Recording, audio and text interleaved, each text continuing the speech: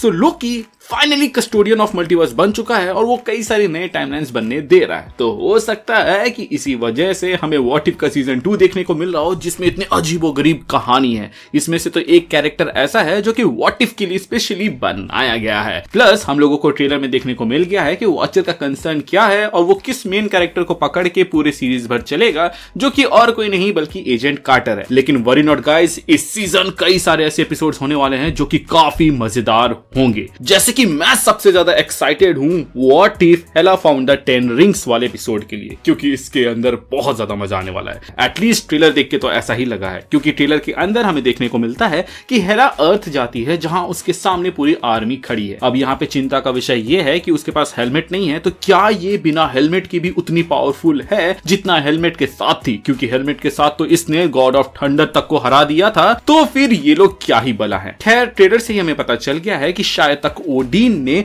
हेला को बैनिश कर दिया है और उससे उसका हेलमेट छीन लिया है या फिर उसको अनवर्दी बना दिया है, क्योंकि हम यहाँ पे उसके हेलमेट को पड़ा हुआ देख सकते हैं। और कुछ समय बाद हेला हमें टालो में दिखाई जाती है, जहां पे शैंची की माँ उसको ट्रेनिंग दे रही होती है। हो सकता है कि उसकी आंट भी हो, बट इतना समझ लो कि शैंची की रिलेटिव है। खैर इसके बाद हमें देखने को मिलता है ये ड्रैगन जिसकी आंखें ग्रीन ग्लो कर रही होती है। अब ये थोड़ा सा दिलचस्प पॉइंट है, क्योंकि हम लोगों ने शैंची मूवी के अंदर देखा था कि ये ऑरेंज ग्लो करता है, बट ये उस वक्त ग्लो कर रहा था जब शैंची 10 रिंग्स को यूज कर रहा था। तो ऐसा भी हो सकता है कि ये जो ग्रीन कलर का ग्लो हमें यहां देखने को मिल रहा है, ये एनिमेटर्स का चॉइस था या फिर कोई प्रेफरेंस था कि उसकी आंखों को ग्रीन दिखाया जाए। लेकिन जो लोग थॉर रैग्नारॉक मूवी देख चुके हैं उनको पता है कि हेला की मैजिक का कलर भी ग्रीन है। तो ऐसा भी हो सकता है कि हेला यहाँ पर अपने मैजिक से उससे कम्युनिकेट या फिर इसको कंट्रोल करने की कोशिश कर रही है। आपका क्या कहना है इसके ऊपर आप हमें कमेंट सेक्शन में बता सकते हैं। बट उसके बाद हम लोग आते हैं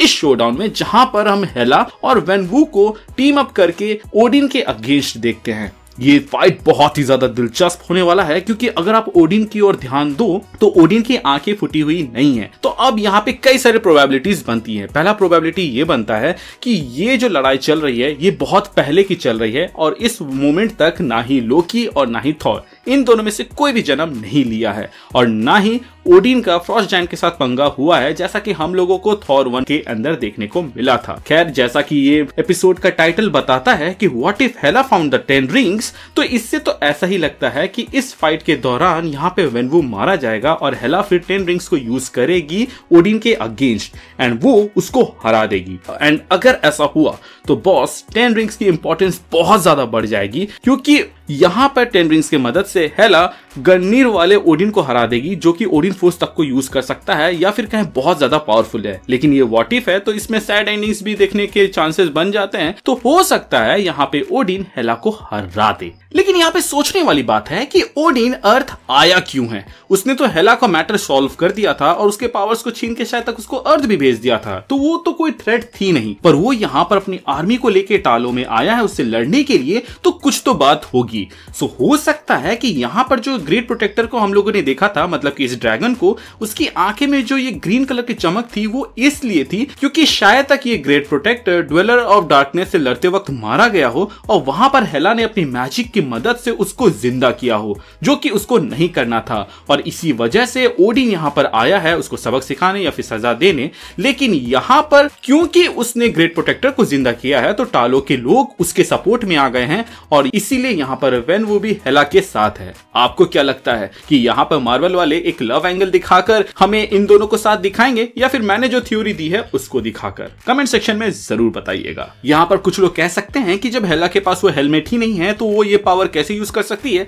तो बॉस कुछ पावर्स ऐसे होते हैं जो कि कैरेक्टर्स के अंदर होते हैं, बस उसको एक्नॉलेज और जगाने की देरी होती है। जैसे कि हमारे थॉर की थी, उसके पास लाइटनिंग की पावर शुरू से थी, लेकिन वो ये बिलीव करता था कि उसकी ताकत का राज म्योनिर है। इसीलिए जब म्योनिर टूट गया तो वो अपने पावर को टैप इन नहीं कर पा रहा था। लेकिन जब ओडिन ने उसको बताया कि तुम गॉड ऑफ हैमर नहीं बल्कि गॉड ऑफ थंडर हो, तो वो अपने पावर को यूज कर पा रहा था। तो सिमिलरली टालो आकर हेला का स्पिरिचुअल जर्नी बिगिन हुआ होगा, जहां पे वो रियलाइज की होगी कि उसके पास ये लाइफ और डेथ की पावर है। बेसिकली हेला कॉमिक्स के अंदर गॉडेस ऑफ डेथ है, तो हो सकता है कि यहां पर उसने अपने पावर को रिकॉग्नाइज कर लिया होगा और इसीलिए वो इतनी ज्यादा पावरफुल और डेडली हो गई होगी। और क्योंकि वो अब गॉडेस ऑफ डेथ की पावर को रियलाइज कर चुकी है, तो ओडिन समझ चुका है ये लॉ ऑफ नेचर के खिलाफ जारी है, तो इसको रोकना होगा। और इसीलिए यहां पर ओडिन आया है पूरी आर्मी को लेकर। जिस तरह थॉर गॉड ऑफ लाइटनिंग है, मतलब कि गॉड ऑफ थंडर है, उसी तरह हेला गॉडेस ऑफ डेथ है, जो कि उसने थॉर रैग्नारॉक मूवी के अंदर कहा था। तो हो सकता है कि ये एपिसोड परफेक्ट एग्जांपल सेट करेगा उसके ट्रू पोटेंशियल को दिखाने में। खैर, अब हमें समझ में आ गया है कि सीजन 1 में कलेक्टर के पास हेला का हेलमेट कहां से आया होगा। ये कहीं से चुरा के लेके गया होगा, क्योंकि इतना तो मैं श्योर हूं कि कलेक्टर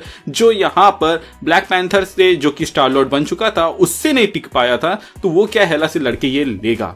एंड मुझे ये भी रियलाइज हो चुका है कि मैं एक एपिसोड को एक्सप्लेन या फिर उसके ऊपर थ्योरी देते देते इस वीडियो को इतना लंबा बना चुका हूं कि बाकी एपिसोड को अगर मैं यहां पे कवर करूं तो शायद तक लोग यहां पे स्किप मार दें। इसीलिए मैं एक एक एपिसोड या फिर एक वीडियो में 2-3 एपिसोड के ऊपर बात करूंगा। एंड आज के लिए बस what if Hela found the 10 rings वाले एपिसोड पर ही बात करूंगा। बाकी आपको कैसा लगा ये वीडियो आप हमें कमेंट सेक्शन के जरिए बता सकते हैं। चैनल पे नए हैं तो चैनल को सब्सक्राइब कर दीजिएगा ताकि ऐसे ही कंटेंट मिस ना करे। इसके अलावा हम भी कुछ व्हाट इफ बनाते हैं, अगर आप इंटरेस्टेड है तो उसको चेकआउट कर सकते हैं, क्योंकि कई सारे लोगों ने कहा है कि वो काफी अच्छे होते हैं। तो आप भी उसको चेकआउट करके मुझे कमेंट सेक्शन में जरूर बताइएगा कि वो अच्छे हैं या बुरे। Thank you for watching this video, stay tuned.